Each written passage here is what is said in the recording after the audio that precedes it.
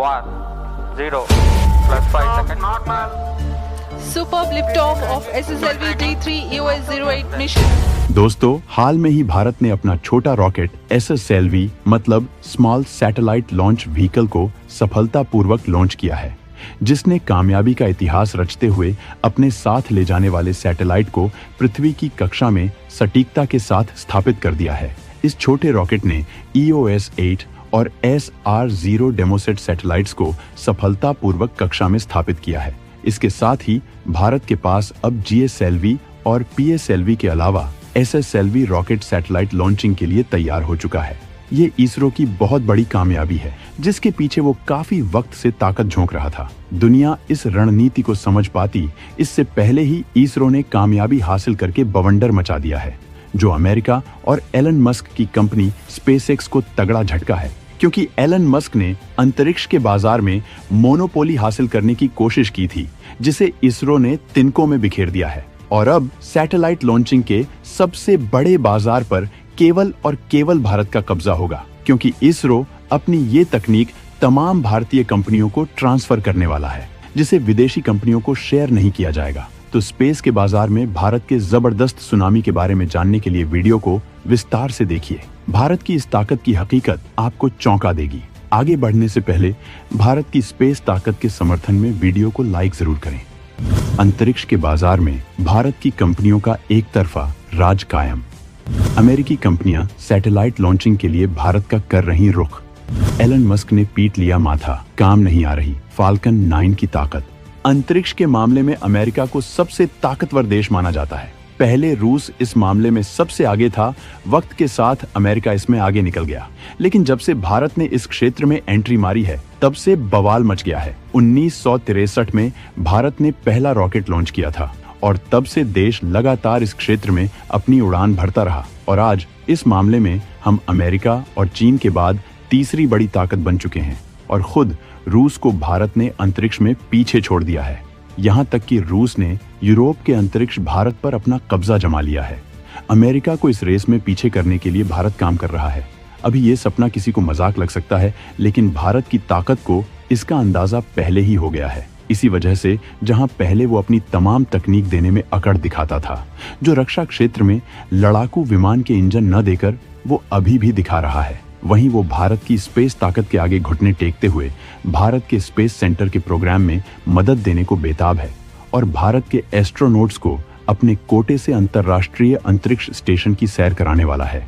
उसे इस बात का पूरा अंदाजा हो चुका है कि भारत अंतरिक्ष के बाजार सहित तमाम ताकतों में एक तरफा राज करने वाला है। पीएम मोदी ने स्पेस सेक्टर के दरवाजे निजी क्षेत्र के लिए इसी मकसद से खोल दिए थे, जिससे भारत इस ताकत में बेहद आगे हो जाएगा। और अब भारत की ये निजी कंपनियां अमेरिका समेत पूरी दुनिया के स्पेस मार्केट पर कब्जा करने वाली हैं, क्योंकि इसरो उन्हें दुनिया का सबसे किफायती रॉकेट SSLV देने जा रहा है। ये अमेरिका की तमाम कंपनियों के साथ एलन मस्क की SpaceX के लिए बहुत बड़ा झटका है। इसके बारे में हम आपको बताएंगे, लेकिन इससे पहले आपको ये समझना जरूरी है कि आखिर सैटेलाइट लॉन्चिंग का बाजार कितना विशाल है। तो दोस्तों, दुनिया में छोटे सैटेलाइट लॉन्चिंग का बाजार 2020 तक $3.25 बिलियन था, जो कि 2030 तक $13.71 बिलियन तक बढ़ने की उम्मीद है। भारत इस बाजार में बहुत बड़ी ताकत है और दुनिया को खुद की तरफ आकर्षित करने के लिए वो लगातार अपनी क्षमता में इजाफा कर रहा है। इसके अलावा वो इसकी लागत कम करने के लिए तकनीक विकसित कर रहा है, क्योंकि ये इसरो की सबसे बड़ी ताकत रही है कि वो दुनिया में सबसे कम कीमतों में सटीक लॉन्चिंग करता है। अमेरिका जैसे बड़े देश भी भारत से अपनी सैटेलाइट लॉन्च करवा रहे हैं। भारत ने न सिर्फ अमेरिका बल्कि कनाडा, अल्जीरिया, जापान, ब्रिटेन और सिंगापुर मिलाकर अब तक कुल 21 देश की सैटेलाइट लॉन्च की है। साल 2017 में भारत ने एक साथ 104 सैटेलाइट लॉन्च किए थे, जिनमें 96 अमेरिका के थे और बाकी इजराइल, यूएई, होलैंड और स्विट्जरलैंड जैसे देशों के सैटेलाइट थे। अब तक भारत विदेशों की कुल 424 सैटेलाइट लॉन्च की हैं। सरकार द्वारा दी गई जानकारी के अनुसार सिर्फ विदेशी सैटेलाइट के लॉन्च से ही भारत ने करीब 1500 करोड़ रुपए की कमाई की है। आने वाले वक्त में तमाम क्षेत्रों में स्पेस की ताकत का इस्तेमाल होने वाला है। इस हवा को भारत ने पहले ही समझ लिया था, चाहे वो कम्युनिकेशन या मीडिया का क्षेत्र हो। तकनीकी का क्षेत्र हो या फिर कोई अन्य क्षेत्र हो, हर सेक्टर में स्पेस की ताकत का इस्तेमाल बढ़ता जा रहा है और इसी वजह से ज्यादातर कंपनियां अपने लिए सैटेलाइट लॉन्च करवाना चाहती हैं। लेकिन कोई भी कंपनी इसके लिए इंतजार नहीं करना चाहती और किफायती विकल्प की तलाश करती है, जबकि अमेरिका जैसे देश में ये बेहद महंगा है।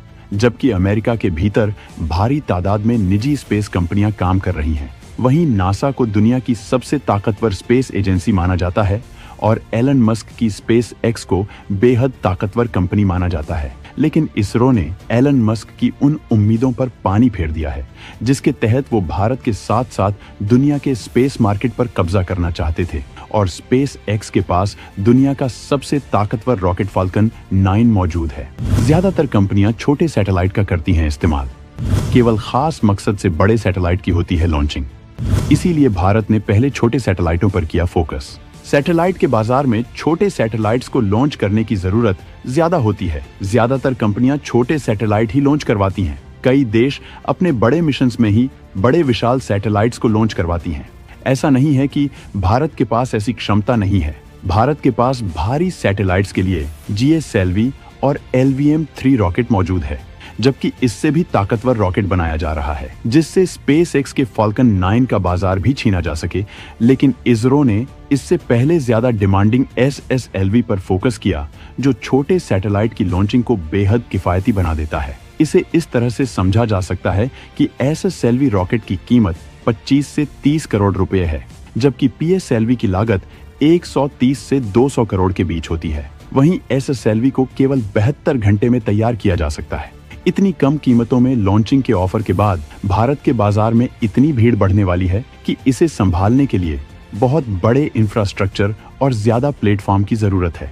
लेकिन इसकी तैयारी पहले ही की जा चुकी है और निजी क्षेत्र इस बाजार में कब्जे के लिए तैयार बैठा है। अग्निकुल कास्मास और स्काई रूट जैसी कंपनियां इसके लिए पहले से तैयार बैठी हैं। अग्निकुल ने कुछ वक्त पहले ही अग्निबाण रॉकेट को लॉन्च करके अपनी ताकत का प्रदर्शन किया था। इस वक्त देश के अंदर सैकड़ों स्पेस कंपनियां अपनी ताकत आजमा रही हैं और जबकि भारत तमिलनाडु के थुथुकुड़ी में अपना दूसरा स्पेस सेंटर भी बना रहा है, जो बेहद विशाल और तमाम अत्याधुनिक क्षमताओं से लैस है। ये 2 साल के अंदर ही काम शुरू कर देगा। सरकारी कंपनियां विदेशों के ऑर्डर को हैंडल करेंगी और पूरी दुनिया के लिए भारत सैटेलाइट लॉन्चिंग का हब बन जाएगा। इसरो अब SSLV की तकनीक भी निजी क्षेत्र को देने जा रही है और वो तकनीक के साथ साथ निजी कंपनियों को इसकी ट्रेनिंग भी देगी। इसके लिए निजी क्षेत्रों को इसरो को फीस देनी होगी। एलन मस्क ने कुछ दिन पहले ही जब देश में लोकसभा चुनाव होने वाले थे, तब भारत आने का फैसला किया था और वो सैटेलाइट से इंटरनेट सेवा के लिए बड़ा समझौता करने जा रहे थे। लेकिन अचानक उनका मूड बदल गया था और उन्होंने अपनी यात्रा कैंसिल कर दी थी। ये ठीक वैसा ही था जैसे अमेरिका भारत को लड़ाकू विमानों के इंजन के मामले में ऐंठन दिखा रहा है। एलन मस्क को लगा था कि भारत उसे मनाएगा और उसकी तमाम शर्तों को मान लेगा, लेकिन PM मोदी किसी भी इंडस्ट्री को परमिशन देने से पहले तमाम रोजगार और तकनीकी मदद का करार करना नहीं छोड़ते। एलन मस्क इसी से बचना चाहते थे। इसके अलावा अमेरिका भारत के लोकसभा चुनावों को प्रभावित करना चाहता था और मजबूत मोदी सरकार को हटाकर अपने इशारों पर नाचने वाली एक ऐसी सरकार को लाना चाहता था जिसका नेतृत्व किसी विदेशी के हाथ में हो। जबकि एलन मस्क का दौरा मोदी सरकार के पक्ष में हवा बना सकता था, क्योंकि इससे बड़े रोजगार के अवसर बनने वाले थे। इसी वजह से बाइडेन प्रशासन के इशारे पर मस्क ने अपने प्रोजेक्ट को टाल दिया था। लेकिन अब वो उन्हें महंगा पड़ने वाला है, क्योंकि PM मोदी का सॉलिड पंच पहले ही तैयार था और इसरो, भारत तो क्या, खुद अमेरिका के स्पेस बाजार में कब्जा किए जा रहा है। वहीं अब वो बड़े बड़े अंतरिक्ष मिशन तैयार कर रहा है, अपना खुद का स्पेस स्टेशन बना रहा है। वहीं देश में हर साल सैकड़ों की तादाद में नए स्टार्टअप स्पेस सेक्टर में धमक दिखाने के लिए आगे आ रहे हैं। अग्निकुल और स्काई रूट इसमें काफी आगे जा चुके हैं। अग्निकुल के पास अपना खुद का लॉन्चिंग पैड है और 2 साल के अंदर ऐसा तमाम स्वदेशी कंपनियों को भारत SSLV रॉकेट की तकनीक दे देगा, जिससे छोटे सैटेलाइट लॉन्चिंग में भारत पूरी तरह से कब्जा कर लेगा। जबकि बड़े विशाल सैटेलाइट के लिए भी रॉकेट तैयार हो रहा है।